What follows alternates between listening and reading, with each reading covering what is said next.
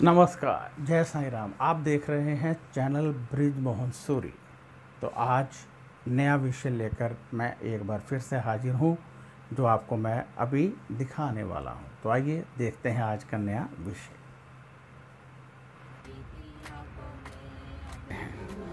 तो आज मैं आपको दिखा रहा हूँ शिरडी यात्रा, यानी करीब 600-700 भक्त जालंधर से पालकी यात्रा में शिरडी जा रहे हैं, इकट्ठे ही, जो कि बाबा का गुणगान करते हुए शिरडी की ओर एक एक कदम बढ़ रहे हैं। ऐसे लग रहा है जैसे मानो साईं बाहें फैलाए खड़े हैं और हम साईं की तरफ बढ़ रहे हैं।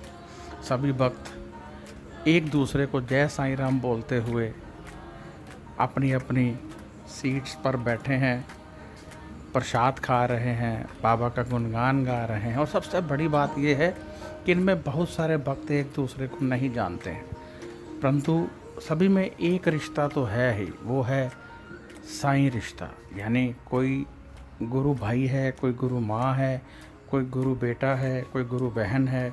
तो ये एक रिश्ता सबको अपने साथ बांधे हुए हैं।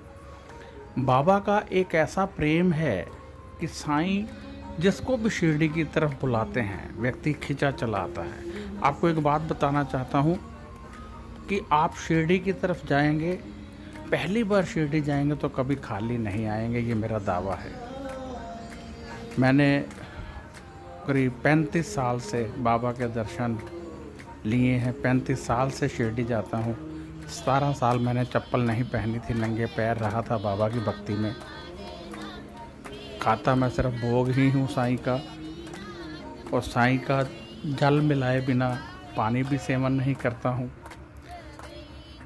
आज इस यात्रा में मैं भी हूँ, और ये यात्रा जालंधर से निकली है और शिरडी की तरफ रवाना हुई है। तो ये वीडियो मैं ट्रेन में ही बना रहा हूँ, ट्रेन में ये पूरी वीडियो तैयार की गई है।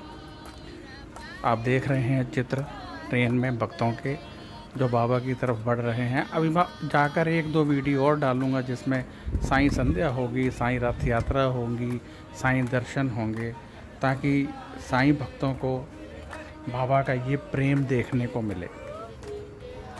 बाबा कहते हैं कि मैं अपने भक्तों को बड़े प्रेम से अपनी तरफ खींचता हूँ। बाबा कहते हैं जब तू मेरी तस्वीर देख रहा होता है तो मैं तेरी तरफ देख रहा होता हूँ। यानी यदि आप चाहते हैं कि बाबा आपकी तरफ देखें और बहुत प्रेम से देखें, तो आप बाबा के चित्र की तरफ उतने ही प्रेम से देखिए। अब शिरडी में जाकर यदि आप बहुत सारी शक्तियाँ प्राप्त करना चाहते हैं, तो द्वारका माई में मेन बाबा की शक्तियाँ हैं, जहाँ बाबा सारी उम्र रहे थे। वहाँ पर बाबा की असीम शक्तियाँ हैं। बहुत सारे ऐसे पॉइंट्स हैं जहाँ पर आप बाबा की शक्तियाँ ले सकते हैं। यदि आपको धन चाहिए तो आप बाबा के सामने नतमस्तक हो जाइए। यदि आपको पुत्र चाहिए तो आप बाबा के सामने नतमस्तक हो जाइए। यदि आपके परिवार में रोगी है कोई, तो वहाँ से तेल लीजिए। यदि आप चाहते हैं बहुत सारा धन आए, आपका बहुत मान सम्मान बढ़े, तो आप वहाँ पर बाहर जो भिखारी बैठे हैं उनको इज्जत दीजिए, उनको भी कुछ खाने को दीजिए। तो देखिए कैसे बाबा आपकी इज्जत बढ़ाते हैं। साईं कहते हैं तो दूसरों का भला करके देख, तेरा भला खुद ब खुद ना हो जाए तो कहना। जब तू किसी को हंसाता है तो मैं तुझे सदैव हंसाता ना रहूं तो कहना। बाबा कहते हैं तो मुझसे क्षमा मांगता है, लेकिन तो दूसरों की भूल माफ़ करके तो देख, तेरी भूलें माफ़ी मांगने से पहले ही माफ़ ना कर दूं तो कहना। बाबा कहते हैं तू मेरा भक्त है, जब तू दूसरों का पेट भरता है तो तेरा पेट भरने के लिए मैं हर वक्त तैयार रहता हूँ। जब तू दूसरों के आंसू पोंछता है तो तेरे आंसू पोंछने के लिए मेरा हाथ सदैव तेरे सर पर रहता है। कहने का अर्थ ये है कि यदि हमने बाबा का प्रेम लेना है तो हमें बाबा से जुड़े रहना है, बाबा के भक्तों से प्रेम करना पड़ेगा, बाबा के साथ रहना पड़ेगा। तो देखिए, यदि आप बाबा के कहने के अनुसार, बाबा के वचनों पे चलते हैं तो आप बहुत कुछ पा सकते हैं। शिरडी में बहुत सारी शक्तियाँ हैं, मैंने महसूस की हैं, और जब मेरे से भक्त मिलते हैं मैं उनको बताता हूँ कि आप इस प्रकार से यहाँ माथा टेकिए तो आप विश्वास नहीं करेंगे कि बहुत सारा लाभ भक्तों को हो जाता है। ये नहीं कि मेरे बताने से होता है, मेरा कहने का अर्थ यह है कि बहुत सारे पॉइंट्स हैं, क्योंकि हम बार बार जाते हैं तो पता चल जाता है। जो व्यक्ति नया होता है उसे इतनी जानकारी वहाँ की नहीं होती है, परंतु साईं खुद ब खुद उनको खींचकर पग पग के दर्शन करवाते हैं। तो आप शिरडी जा रहे हैं, द्वारका माई के दर्शन कीजिए, बाबा के पत्थर के दर्शन कीजिए जिस पर बाबा बैठा करते थे, बाबा की धुनी के दर्शन कीजिए, बाबा के नहाने वाले पत्थर के दर्शन कीजिए, बाबा के चूल्हे के दर्शन कीजिए, जहाँ पर बाबा खड़े होकर रात को भक्तों को विदा करते थे उस स्थान के दर्शन कीजिए। फिर म्यूजियम है जहाँ पर बाबा के वस्त्र पड़े हैं, बाबा के जूते पड़े हैं, बाबा का म्यूजिक का सामान पड़ा है, बाबा का भिक्षा पात्र पड़ा है। तो ये सब कुछ जरूर लीजिए। अब भक्त कहते हैं कि हम बाबा को भिक्षा देना चाहते हैं, तो दीजिए। बाबा कहते हैं मुझे भिक्षा देनी है, किसी गरीब को दे दे, जब उसकी जेब में जाएगा मेरी जेब में अपने में डालने का। वैसे भी परमात्मा खाते नहीं हैं, सूंघते हैं, खुशबू लेते हैं। जो आप भोजन परमात्मा के समक्ष रखते हैं, साईं के समक्ष रखते हैं, वो उसकी खुशबू लेते हैं और खुशबू से ही उनका पेट भर जाता है। उसी को हम भोग कहते हैं। तो आप जब भोग लगाते हो तो साईं मेरे उसकी खुशबू लेते हैं और खुशबू से ही उनका पेट भर जाता है। तो इस प्रकार आप साईं के चरणों में बैठ सकते हैं। सारी रात द्वारका माई खुली रहती है। आपको चाहिए कि पूरी रात आप द्वारका माई बैठिए, शक्तियाँ लीजिए वहाँ की।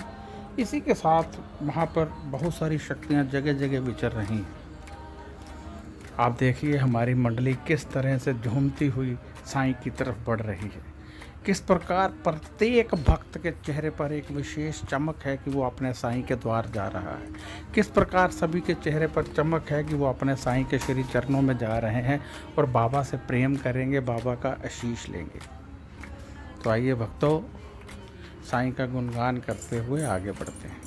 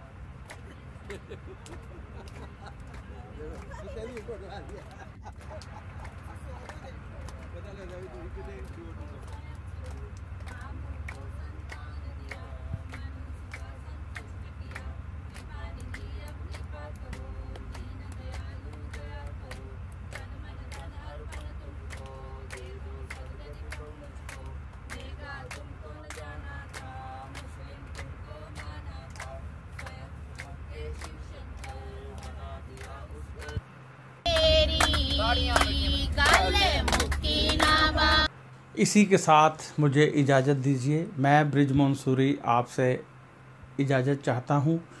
यदि आपको ये वीडियो अच्छा लगा है तो शेयर कीजिए और सब्सक्राइब करना मत भूलिएगा।